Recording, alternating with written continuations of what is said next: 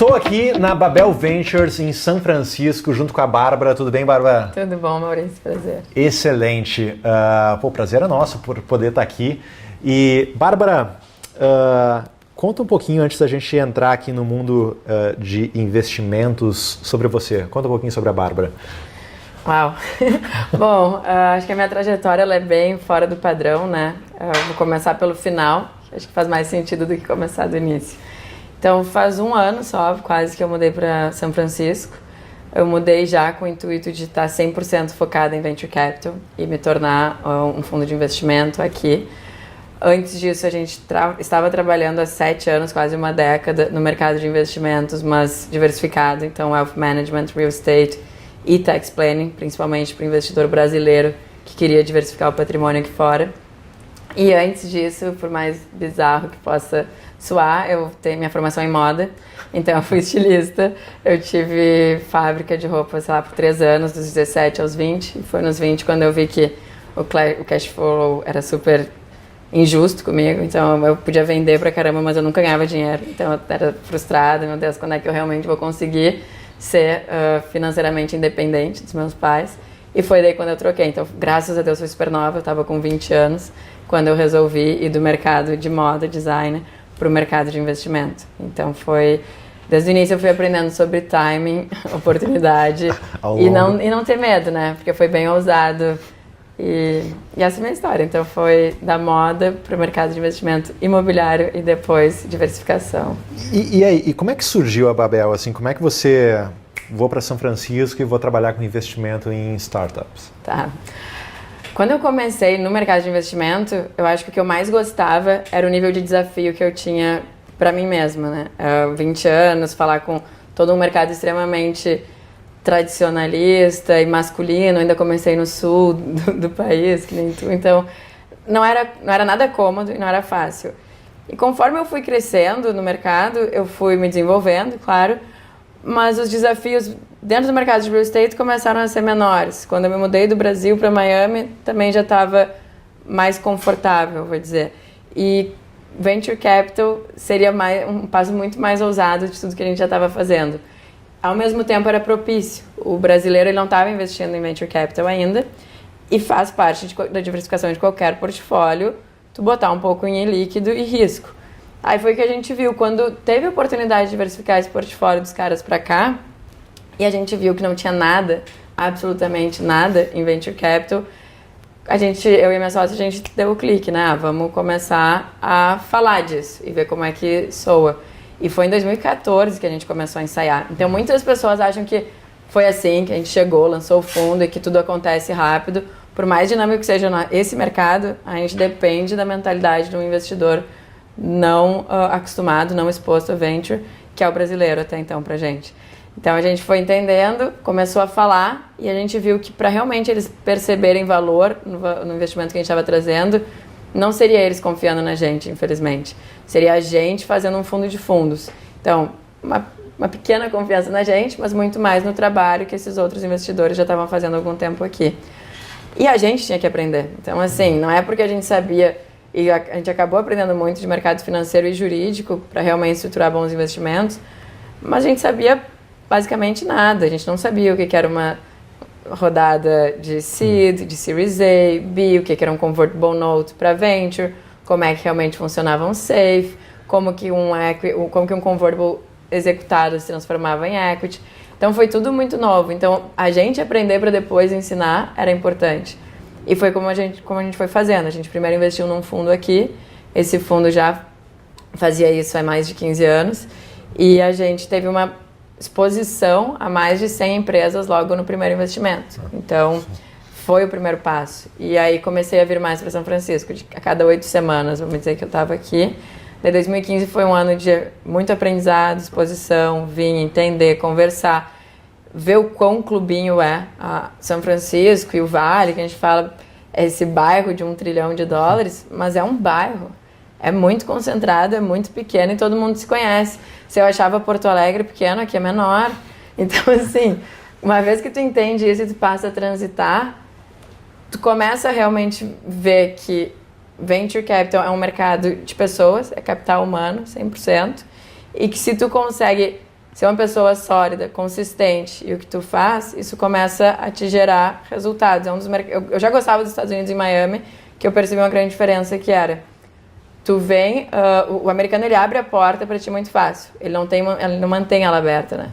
Assim. O brasileiro a gente levou 3 anos para ter uma reunião com o Pátria, sei lá, com qualquer fundo um pouco mais sólido conhecido no Brasil, para a gente ter reunião com o head em qualquer uma das operações, ou o CEO, ou mesmo o founder, era 3 anos. Aqui, na mesma semana, eu consigo reunião com um cara foda. A startup nem se fala. Mas nos Estados Unidos, primeira semana eu consigo reunião. Se eu for boa, eu vou ter sempre aquela reunião aberta, aquela porta aberta e vou fazer reunião anytime. Se eu não sou tão consistente, e que infelizmente o brasileiro ele tem uma fama de ser pouco consistente, ele acaba abrindo muitas portas e não mantendo elas abertas. Então, quando eu fui transitando e entendendo que a gente não tinha uma fama muito boa, fosse por experiências pessoais de pessoas que vêm, tomam tempo, tentam absorver alguma coisa e acabam não fazendo nada, ou mesmo por um país de uma economia um pouco mais complicada e corrupções. Então, assim, eu entendi. E daí comecei a transitar nesse bairro, começar a criar conectividade, entender como funcionava a diligência. Receber 400 empresas por mês, 100 empresas por mês, é um fluxo de empresas para um investidor muito intenso. Peraí, 400. O investidor aqui recebe... Um fundo, 400 por mês, 100 por semana. 100 por semana. A gente vai E chegar... um comitê, tipo, às vezes tem fundos que tem comitê 2 vezes por semana, segunda e quinta. Tem outros que é uma vez por semana, tem outros que é uma vez a cada 15 dias, a cada 2 semanas. Mas imagina. Caramba. É muita coisa. Então, ou seja, pelo que eu estou percebendo aqui, pela necessidade de transitar muito bem nesse bairro, nessa região, nessa cidade que é, enfim, na Bay Area, foi isso que motivou você a realmente se estabelecer aqui? Foi. A gente viu, e eu fui, claro, como eu falei, são pessoas, eu me cerquei de mentores, de pessoas que eram do mercado, que estavam vendo em mim eles adoram falar que a gente tá hustling, né? Então, uma hustler, eu tava lá dando a vida para fazer isso acontecer e isso eles valorizam muito. Então, eu comecei a perguntar mais. E eles falaram, vem pelo menos de 8 em 8 semanas, vai criando o teu meio. Tem um clube aqui, que é um Soho House, chama The Battery. Eles, e tem que ser indicado, são só 30 membros novos por ano, tem que ter pelo menos 3 referrals. Primeiro vira sócio do The Battery. Depois de ter sócio do The Battery, tu vai começar a transitar lá. É quase um cartão de visita. As pessoas começam, a gente vai fazendo reunião lá, tomando café, aí tu tem a consistência de vir de 8 em 8 semanas, ou que seja, de 4 em 4 meses. Se fosse Brasil, eu estava em Miami, então era mais fácil. E isso começa a criar a tua marca. E aí, quando a gente já estava com fundo de fundos, já tinha entendido esse deal flow tão expressivo, como que funcionava para escolher as melhores empresas, e a gente teve a oportunidade de começar a investir em empresas que já eram selecionadas por esse fundo, foi o que nos possibilitou ter propriedade de investimento e dizer, não, ok, eu vi 100, mas essa aqui é que eu quero investir. E daí depois de fazer algumas investidas individuais assim, vem a outra questão, que é o nível de risco que tu tem quando tu faz uma investida por vez. O fundo de fundos foi legal, não é ideal para o brasileiro porque eu estou pagando taxa dupla, né? Estou pagando a taxa do meu fundo, mais a do fundo dele, acaba impactando no resultado, no retorno. A concentração é um problema de novo. Então vamos fazer agora a Babel e vamos mudar, porque também não existe a possibilidade de ter acesso e gerir todo esse acesso não estando aqui, não conhecendo o empreendedor, não conversando. Pegou as malas e veio. E, a história mostra, Bárbara, que sempre o financiamento digamos assim, da atividade empreendedora, o papel do financiador sempre foi muito importante para dar realmente o gás, o impulso que as empresas, e isso vem lá de muitos anos atrás.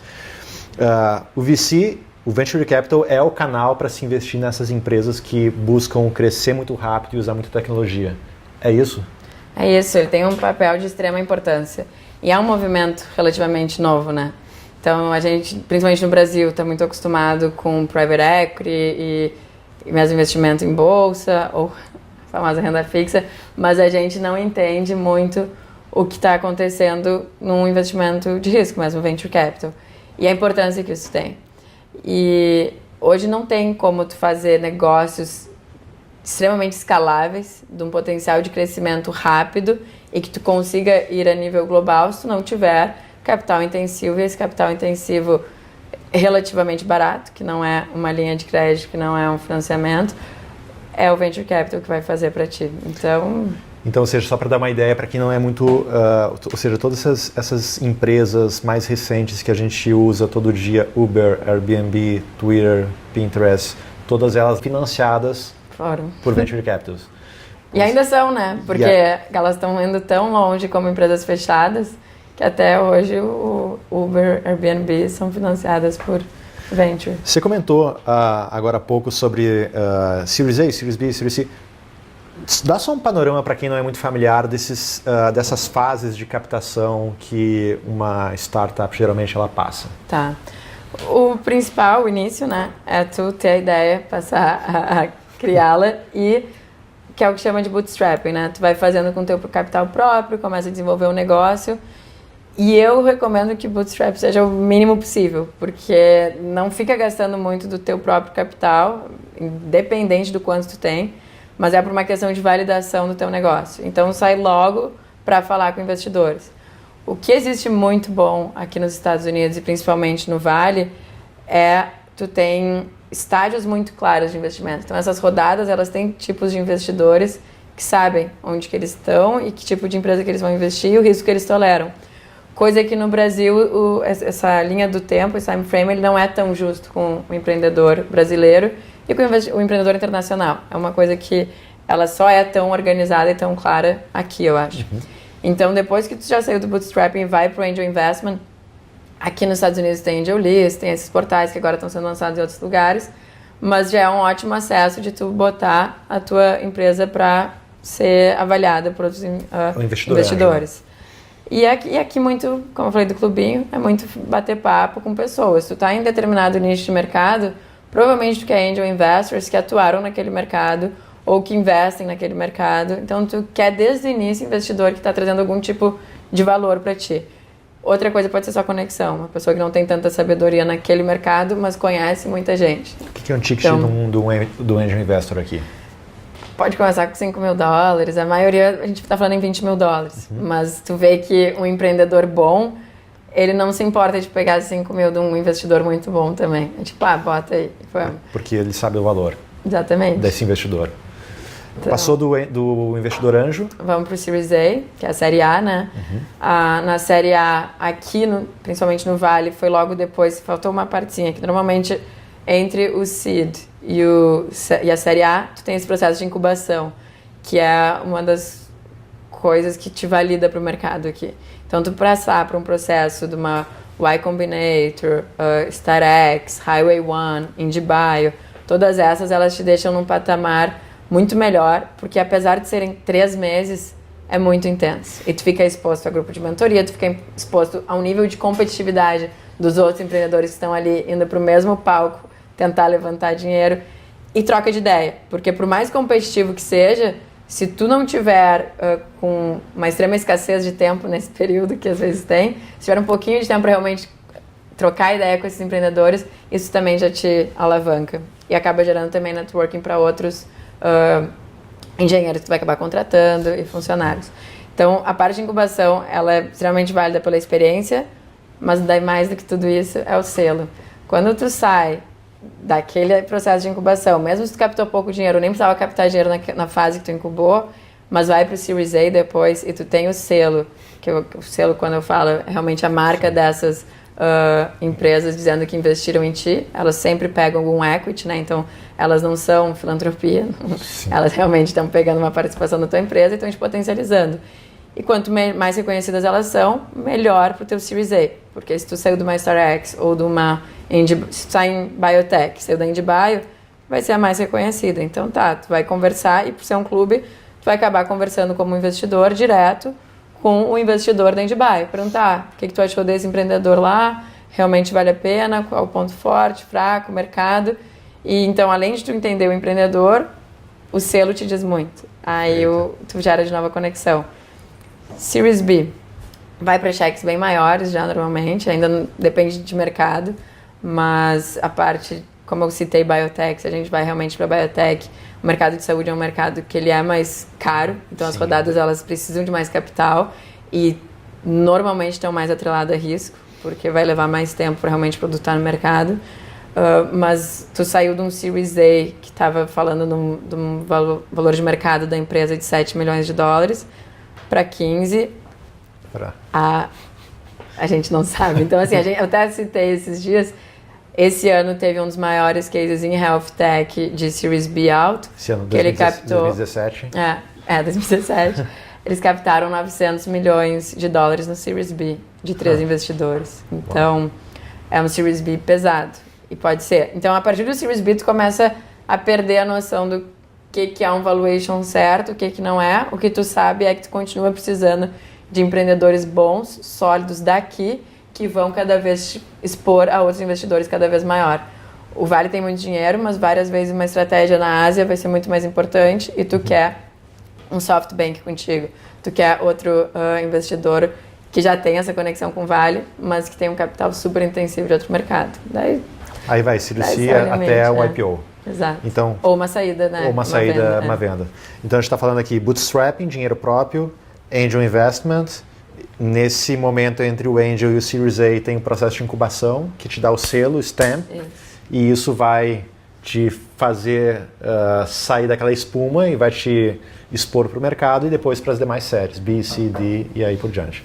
E daí o que eu acho que eu não falei, mas que é uma grande diferença, é o empreendedor brasileiro, quando ele faz o angel investment, quando ele vai buscar dinheiro de angels, ele começa já pelo 100% errado, né? Que é falar com pai, mãe, irmão, tia, primo. Então aqui tu vê que a maioria dos empreendedores não falam com a família, eles deixam a família pro Series D, quando a empresa já vale alguns bi, aí tá, agora entra porque eu consegui uns shares bons. Mas que é o extremo oposto. Vai comprar caro, mas com muito menos risco. Menos risco. Normalmente eles daí tem condições de dar o share, mas assim, eles não vão aceitar dinheiro de família justamente pelo nível de risco e pelo nível de não validação. Tu não quer o teu pai te validando, tu quer um empreendedor de mercado, um investidor de mercado dizendo que tu é bom. E aí tu vai selecionando. O empreendedor de outros lugares, ele aceita esse dinheiro da família, ele aceita dinheiro de amigos, e aceita de pessoas que, na verdade, não estão entendendo nada do que ele está fazendo.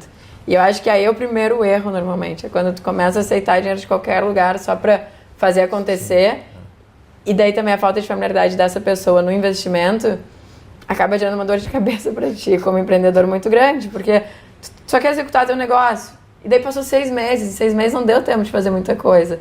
E ele já quer saber do retorno, porque ele está acostumado com a renda fixa, ele está acostumado em saber quanto está rendendo o investimento dele. E aí tu já está perdendo tempo que deveria estar sendo de execução para o crescimento da tua empresa, em dar explicação para o investidor que não é o momento. Então essa é outra grande diferença que quando o empreendedor coloca o dinheiro no caixa da empresa de uma rodada que ele levantou,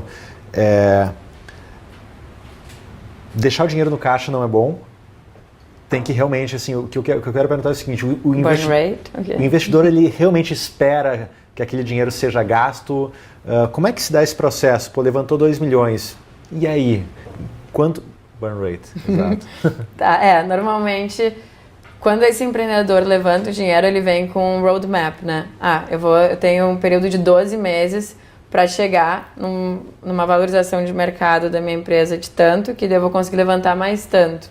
Isso é muito aqui, porque a gente sabe que nesse período de 12 meses, a empresa não vai ter realmente crescido em valor de mercado para o mercado. Só o mercado de VCs. Sim. Se esse mercado tolerar e realmente quiser aportar mais, é o que tu vai mostrar. Então, tu cria esse roadmap dizendo, vou investir, vou gastar tanto, tanto, tanto, e sim, o investidor, ele quer que tu execute daquela forma. O burn rate, às vezes, é um pouco exagerado para o empreendedor, principalmente se é empreendedor de primeira viagem. Ele acha que tem que gastar mais e marketing e tudo e acaba acelerando um pouco mais. Mas aqui, pelo nível de conversas, de orientação e conexão, eu vejo que é muito, muito alinhado. Assim, é muito difícil alguém se perder no burn rate. Mas é extremamente desproporcional também de uma empresa para outra. A gente tem investimento em scientific data, que o burn rate, mas é early stage, seria antes, não, já é pós-incubação, mas antes do Series A, que o burn rate deles é $20 mil. A gente tem biotech, que o burn rate é de $800 mil mês. Então, assim, de 20 para 800, você fica como é que... Bastante significativa a diferença. Falando da Babel, Como é que é assim, esse veículo que vocês oferecem, falando agora de Brasil, né, para os investidores brasileiros conseguirem acompanhar esses investimentos que são feitos aqui pelos VCs locais? Então, a gente lançou o fundo justamente porque a gente viu a mesma dificuldade da gente entrar, quando a gente fez o fundo de fundo, já era trazendo, né, dinheiro de brasileiros. E esse fundo, a maioria dos fundos aqui, está oversubscribed, se ele é bom. Então, eles têm lista de espera de 10 anos, às vezes 15 anos. Se eu quiser investir, eu não consigo. Não consegue. E não importa o tamanho do cheque, porque se a gente está falando em Sequoia, existe uma lista de espera acima de 10 anos e não importa se está vindo com 2, 10, 20. Na verdade, quanto maior o cheque, mais difícil vai ser achar essa alocação. Então, quando a gente foi percebendo isso, mas ao mesmo tempo a gente foi se aproximando dessas pessoas, a gente viu que a gente tinha a chance de estar investindo do lado deles. Isso seria uma grande oportunidade para o investidor que não está aqui, que não tem esse acesso. E quando a gente criou a Babel foi isso, vamos dar a oportunidade dos investidores brasileiros e internacionais entrarem no mercado de venture com investimentos bons e não pegando a rebarba dos fundos ou batendo cabeça, tentando entrar em fundos extremamente qualificados que eles não conseguem. Então, mais ou menos vamos diversificar, investindo com gente que faz isso há muito tempo e dando essa oportunidade para quem não está aqui. Então é uma missão, é diferente da maioria dos VCs aqui, porque a gente quer gerar retorno, a gente vai gerar retorno. Acho que o nosso próprio track record do que a gente fez aqui nesses últimos 3 anos prova isso, mas a gente tem uma missão muito clara de trazer esse investidor que ainda desconhece o mercado para cá. Dá um exemplo para a gente, assim, uma empresa que vocês estão investindo, para a gente ter mais Já ideia. do novo fundo? Que vocês... Eu adoro aquela do... O Device, o Q. O Q, que é incrível. O Q é legal porque ela foi antes do fundo e a gente tem a oportunidade de investir de novo via fundo agora. Que até é legal citar, porque a gente poderia já ter investido via o fundo, mas a gente não quis empurrar esse investimento para o fundo, para o investidor não ficar desconfortável achando, elas já investiram e agora que está um valuation 3 vezes o que elas entraram, elas já estão querendo colocar para o fundo. A gente continua acreditando na empresa e pretende entrar via fundo, mas é uma opção do investidor. Ele pode achar que o valuation já está muito alto. Ela é de biotech, então ela é um device, é hardware, que tu faz o exame de sangue ou saliva na hora. Então, a gente compara muito o modelo deles com a Nespresso. A gente não tomava antes cápsula e comprava cápsulas de café da forma que a gente toma hoje. O device é exatamente isso. Hoje a gente faz exame de sangue e realmente faz uma gestão da nossa saúde uma vez ao ano. Com o Q, tu tem um device na tua casa, que tu compra na loja da Apple, Amazon, tu faz o exame, em até 3 minutos ele está no teu celular, e tu acaba fazendo isso quase todas as semanas. Aí tu vai estar fazendo e tu gera a tua saúde ao invés de tratar. Então, o impacto que ela tem na forma que a gente vê a saúde hoje já é extrema. O device é barato e a gente tem investido nela foi pre-Series B. A gente investiu num valuation de $100 em 2015. Em 2017 a gente já está falando em 300. Então foi super expressivo, que acho que eu falei da gente já ter feito algumas apostas que foram assertivas, o que é um exemplo, mas como produto e mesmo como impacto, e tem os investidores estratégicos. Leonardo DiCaprio, investidor, o Mark Benioff, que é o fundador do Salesforce, investidor, Johnson & Johnson, investidora, e foi o primeiro cliente a fazer pre-order, que é uma coisa muito importante. Um pre-order de $4 milhões é revenue, então assim, tu já começa a ter resultado antes de lançar o produto no mercado de um cliente estratégico, que é uma das coisas mais bonitas assim, do mercado aqui, é isso. E quem trouxe a Johnson & Johnson foi o outro VC, que é o Sherpa que trouxe. Então é um nível de colaboração que eu quero que a empresa cresça e não é eu querendo mais equity e jogando ele para baixo. Eu quero, na verdade, jogar para cima para o nível que a Johnson & Johnson quer entrar. Perfeito. E, Bárbara, como é que se encontram as boas oportunidades? Como é que você comentou que 400 avaliações por mês, 100 por semana. Como é que o investidor encontra as boas oportunidades? Então, por isso que eu acho que é muito importante a história do clube. Hoje, e tem uma coisa muito difícil que até vários investidores do Brasil não entendem. Quando eles querem investir no nosso fundo, eles falam, mas então tu vai ser também a nossa conexão para o Vale. A empresa que a gente investiu aqui no Brasil, tu vai levar para esses fundos. E não é bem assim. Tu tem que criar, é o trabalho de consistência. Não é porque agora eu estou investindo do lado deles, basicamente eles estão me fazendo um favor de deixar eu ter acesso ao clubinho deles. E eu tô recém chegando, eu não posso trazer uma startup que eu nem sei se é boa ou quão qualificada é e começar a tentar entrar no deal flow deles. Porque senão eu vou ser um daqueles geradores de deal flow ruim, que ele não quer olhar. Tu precisa provar primeiro que tu teve... E daí nós, como Babel, precisamos ser extremamente seletivas. Tem uma empresa no Brasil que vale muito a pena trazer para cá e a gente vai levar para o tal investidor co-investir com a gente. A partir do momento que tu tem essa, vai existir uma sequência de empresas. E é isso que acontece aqui hoje. Se tu vê o SV Angel, que só faz Angel Investment, é um cheque de $125 mil.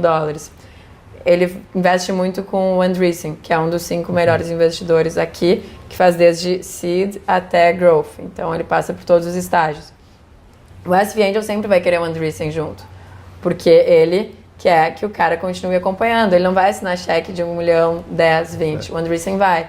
Então, eles têm esse nível de colaboração dos deals muito forte, que vem muito dos próprios empreendedores. Eles estão no mercado há algum tempo. Então, as investidas deles normalmente tiveram alguma saída já e já estão numa outra empresa.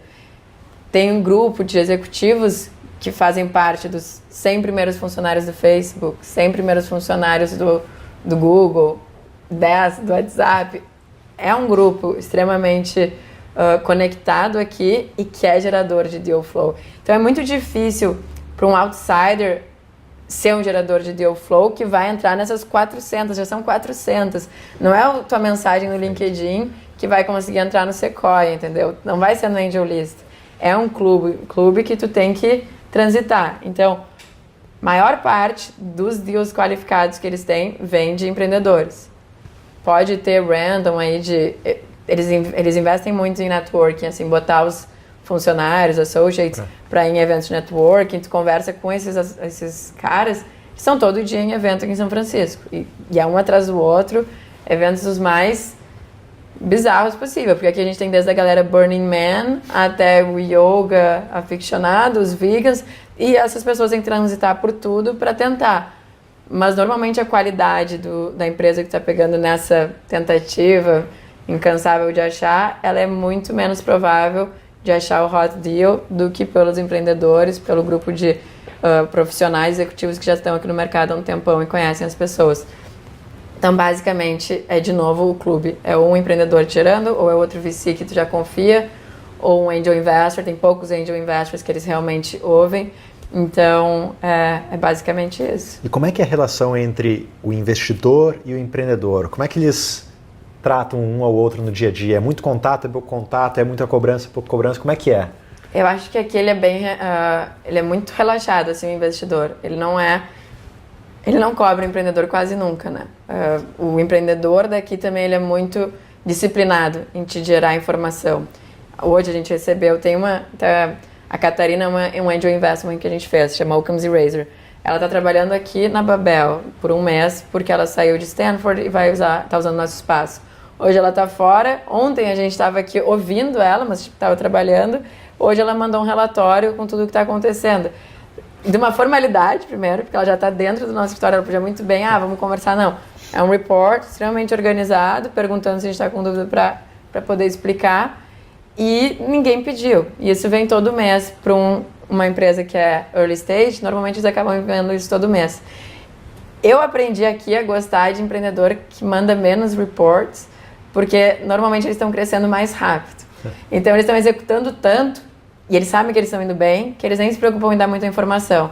E daí em 6 meses, ou quando vai levantar a próxima rodada, e é rápido, eles, tô levantando tanto, o Q, tô levantando tanto, acho que em 1 semana a gente fecha, e daí eles fizeram em 3 anos 2 reports, mas extremamente informativo, que tu fica realizado de ver. Então eu acho que o empreendedor aqui ele é bem relaxado, ele está sempre pronto para ajudar, então... Principalmente se ele está no board, vamos ver agora quais os próximos passos, o que a gente faz. Como a gente investiu já em empresas de diferentes estágios, do seed para o Series A, B e agora até D, eu vejo que a gente tem um empreendedor e a relação investidor bem diferente. O cara do Series D, ele começa a conversar em expansão internacional e ele vê que a gente pode ter introduções e estratégias muito claras que para ele ainda não são nada claras. Então a conversa é diferente e aí ele espera desse investidor um pouco mais de hands-on para uma estratégia internacional. Nesse período de A até C, é muita execução nos Estados Unidos. Então, ele pode pedir uma conexão que outra, mas é assim, tu liga, tu pede, tu vai numa reunião, não tem aquela cobrança, não tem o investidor nunca sentando. Às vezes, eu vejo alguns investidores individuais com a mentalidade mais de private equity, não, tem que realmente ficar uma semana por mês dentro da empresa, entendendo a operação. É muito raro tu ver isso aqui. Não existe. E como é que é como é que o investidor encara invisto em várias empresas, algumas eu perco dinheiro, algumas eu saio no 0 a 0, em algumas como é que o investidor trabalha essa matemática para saber que percentual de investimento vai virar pó, enquanto o outro vai cobrir todo o investimento feito nas demais? Sim. Eu acho que pelo grau de histórico, familiaridade com bons resultados aqui, ele tolera muito bem esse risco. Então, ele sabe que 10% das empresas são que realmente vão crescer exponencialmente, vão pagar a conta. O restante realmente não vai. Eu não digo nem que vai virar pó, porque eu já falei isso algumas vezes e o brasileiro se assusta. 90% se eu investir em 100, não são 90 que elas vão virar pó. Elas simplesmente não vão crescer exponencialmente como as outras.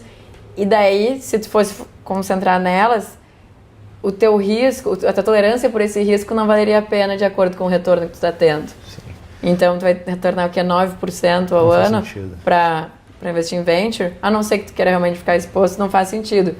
Mas aqueles 10% que são, né, o topo de todos os investimentos, eles pagam e pagam muito bem. Então, tem retorno, tem VC que está entregando 537% de retorno.